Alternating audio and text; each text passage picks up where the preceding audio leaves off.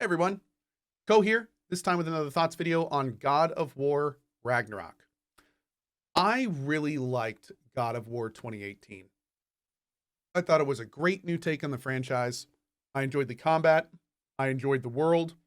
It was an incredibly solid game for me. I actually ended up beating it 3 times, and I really loved it. I really had a good time with it. That being said, there were some people that fell into this camp where God of War 2018 was like the best game. It was amazing. It was the best game that's come out in, years and years and years. And I wasn't in that camp. It didn't win my game of the year that year. And it was, again, as a really, really great game. I thoroughly enjoyed it. It was not the best thing since sliced bread to me. It was just a phenomenal game. Done and done.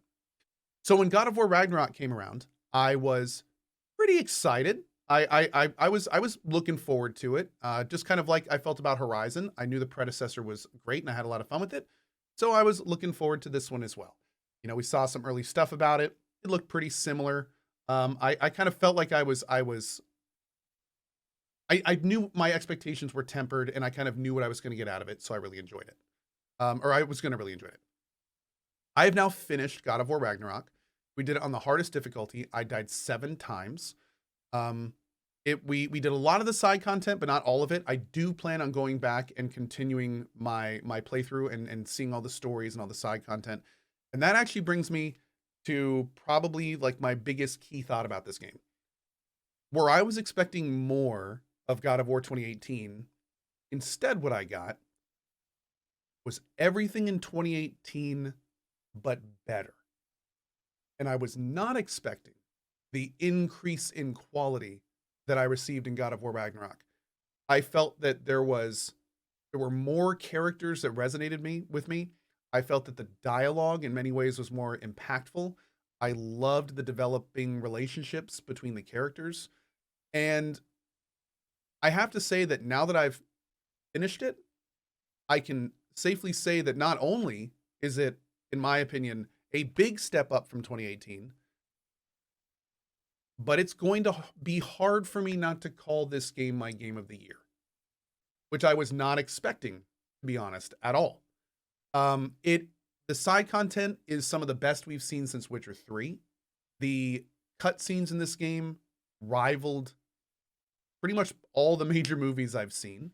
There were entire sections of the game where I had to hold back tears due to how impactful it was. I was laughing, I was smiling, I was dreading, I was worried, the entire gambit of human emotion is in this game to their extremes and done in a way so well that it rivals pretty much any other medium in terms of storytelling. And instead of giving us more of God of War 2018, I feel like they took everything that made it good and they learned from it and they just made it all better. A beautiful game. It has beautiful music. It has tons of side content. It has meaningful item progression. It gives you significant reason to do all the side content, so you're constantly being motivated to continue doing it. The characters warn you all the time about story sections coming up.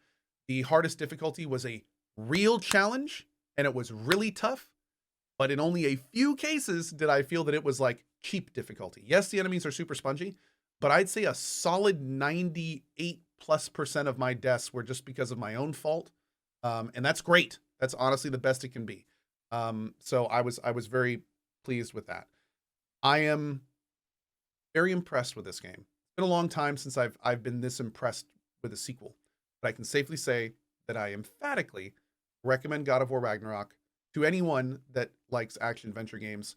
And to answer a question that I saw a few times in chat and want to stress, you do not necessarily need to play the original God of Wars, but I strongly recommend playing God of War 2018 before you play this game.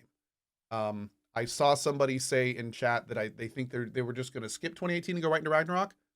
Please don't.